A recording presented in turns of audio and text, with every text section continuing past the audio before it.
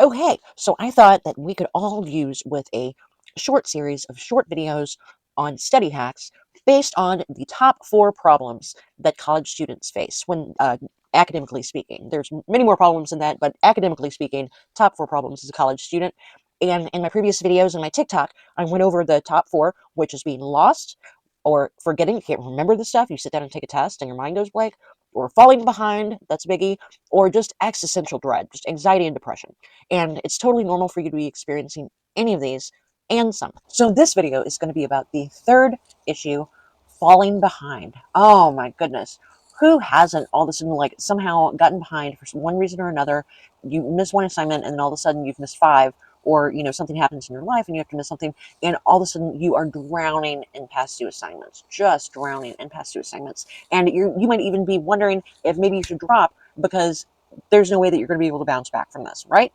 But it's probably so far in the semester that if you drop now, you're not going to get all your money back. And so you're going to be just wasting that money. So follow along and see if any of this stuff, could possibly help you, especially when it gets to the point of talking to your professor. Do not make a decision about whether or not you're going to stay in class or not before you talk to your professor, because a lot of stuff can be done. And most 99% of your professors in college want you to succeed. So here are the ways to deal with getting behind in class. If you're drowning in past due assignments, if your grades have a lot of zeros, if you have this is I call this pivot foot, okay? Because I stand in one place and I start to walk in one direction to do one thing, and then I'm like, oh no, but I got to do this other thing. So I turn and I try to walk in that direction and do that thing, and as soon as I take one step, I'm like, oh no, but I got to do this thing over here. And so I turn and I'm walking and I end up going nowhere because I'm just taking one step towards everything I need to do, and then going back and turning around, taking a step somewhere else. I end up getting nothing accomplished. But it's a horrible feeling, but it's very easy to get trapped into that. That's what I call it, pivot foot. I think some people call it like choice paralysis or something. I call it pivot foot if you have problems completing your work. So what do we do?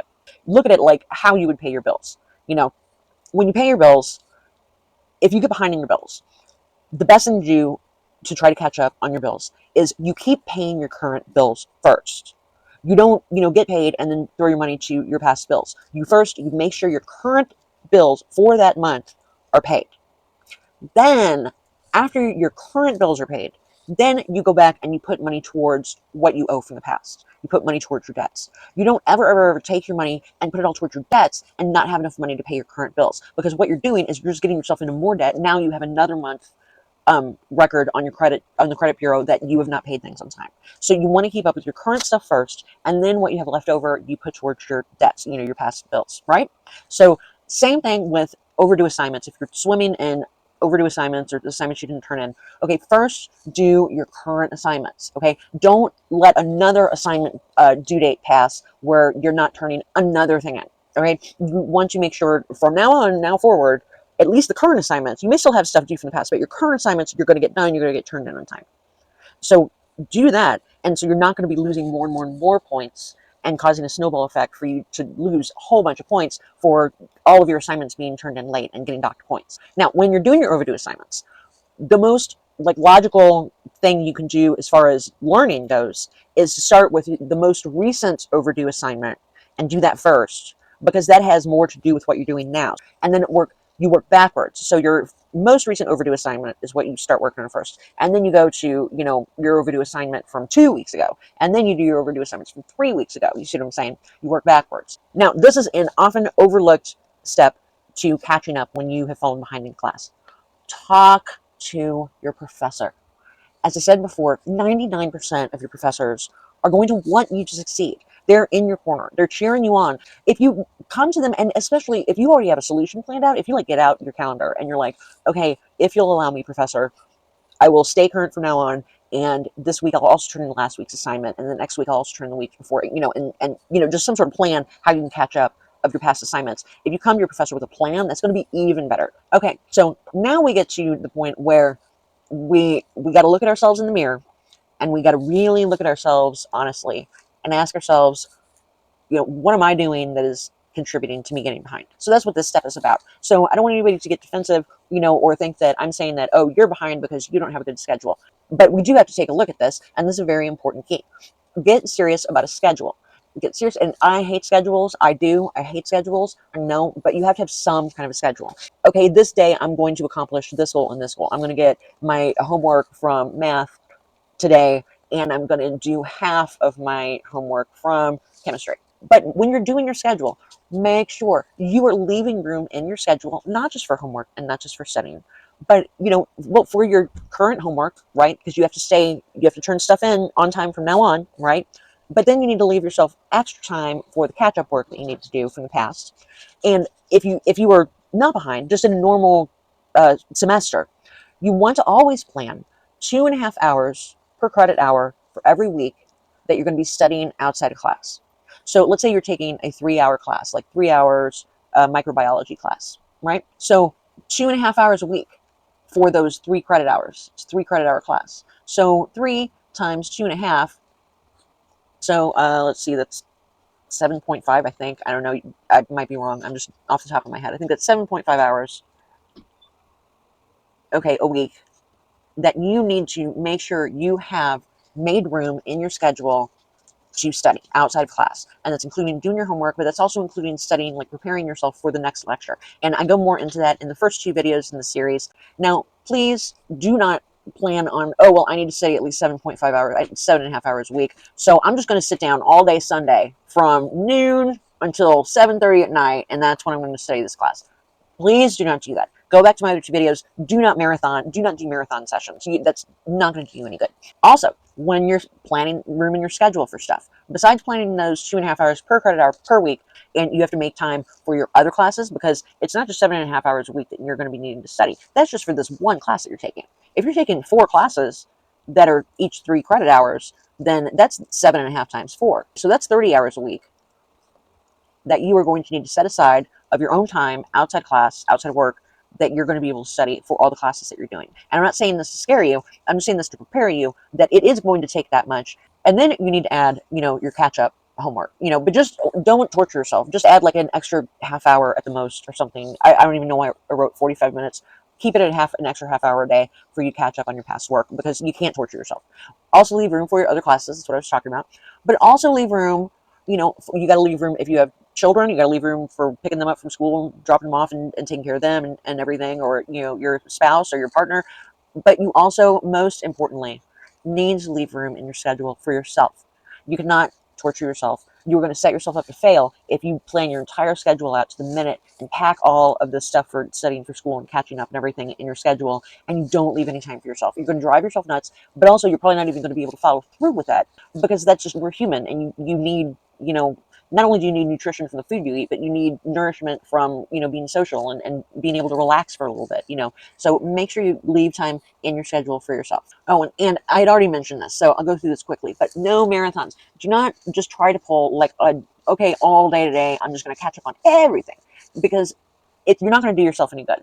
Even if you are one of the lucky few that managed to get through everything that you're behind in one day, you're not going to be able to register it in your brain. And you're going to have to study it twice as long when the test rolls around. Okay, now here is another really good prioritizing tip. When you're prioritizing your assignments, I said the highest priority of getting caught up in your past assignments is you want to do the most recent to the oldest. Okay, that's priority number one. But if you can't do that, or for some reason you have other options that you need to weigh in, you'll want to prioritize the assignments worth the most points. Don't break your neck trying to catch up on a long assignment that takes up a lot of your time. It's only worth 2 points out of your grade, when you have another assignment waiting for you to catch up on that's worth 30 points out of your grade. Do the stuff with the most points first. After that, do the assignments that are going to help you learn, especially if this is a class in your major, because you're going to need to know this for future classes, let alone your job, after you graduate. And then after those two, choose the stuff that's easy and quick that you can do and knock them out real quick before you do the labor-intensive ones. Now, this might conflict with, this priority, the ones with more points than others, because usually the labor-intensive stuff has more points. So that's going to be kind of up to you. You're going to have to make that judgment call as far as balance goes. Like, so if you have a paper due and it's worth 30 points, but it's intensive and it's going to take up a lot of your time, and you have 15 really short, really easy to do, knock them out assignments to do, and they're each worth 3 points. Well, actually, if you just knock out all those little bitty assignments that are worth 3 points, there's 15 of them, so that's worth 45 points off of your grade instead of the 30 points that is the labor-intensive paper. So you kind of have to just figure out what's going to be the best for you in your situation. There's no one right answer. So to summarize, if you are behind, breathe easy, breathe slowly. You can do this. Talk to your professor. And it depends on where you're at in the semester. Like, should you just drop, but you don't want to lose all that money. So if there's any possible way that you can just get through class so you can take your next class that's required of you, that would be better. But if you really feel like you're super behind, you don't understand anything, you also need to talk with your professor about that, because that doesn't necessarily mean you need to drop, because maybe your professor could like help you out and be like, oh, and get you on the right path so you can finish out the semester. First, you want to do your current assignments, just as a summary here, your current assignments first. And when you talk with your professor, come to them with this plan. Say, I want to, do my current assignments first so I'm not behind in anything new. And then I want to dedicate, an extra X amount of time, every day to work on my past assignments that are overdue. And then when you're doing the overdue assignments, and again, you have to talk to your professor about this, but the ideal is to do the most recent overdue assignments first and then work your way backwards. The reason for that is because your most recent overdue assignment is the most relevant to what you're doing now. So you're going to be able to understand it better, and you're going to be able to understand it more in depth. And then you're working your way backwards. And again, I don't know why I put this third. I should have put this first. Make a rate and talk to your professor. Your professor is your cheerleader.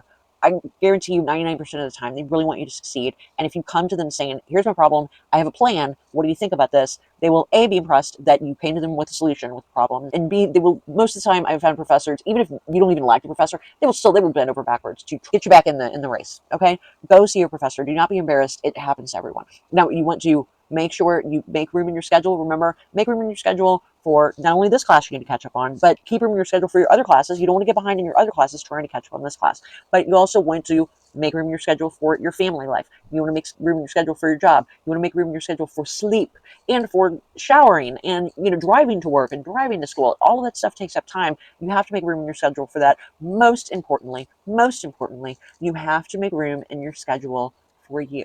Make room in your schedule for you. Just be realistic with what you actually need and want, and do that. Feed yourself, treat yourself. No marathon study sessions. Do not catch up in a marathon. Just make like 20 extra minutes, 30 extra minutes every day to just do like half of an overdue assignment or a fourth of an overdue assignment, and just chip away at it. And prioritize your overdue assignments. And, so you come up with a system of which overdue assignment you're going to do first and second and third. So you want to try to do the most recent overdue backwards to the earliest in the semester. But after that, you want to do the ones that are going to get you the most points. You want to also, after that, you want to do the ones that you're going to learn from the most, so you actually know what you're talking about when you graduate and go out for a job. But you also want to take into consideration sometimes the little bitty assignments that are real easy and quick to knock out are easy and quick to knock out, and it's actually going to score you some more points for your grade if you just do those first, knock them out, and then start doing the other stuff. You make the decision for what's best for you. But I will repeat myself, and make sure you make time for yourself and treat yourself and give yourself a pat on the back for being in college and for being here and doing your best and working your butt off.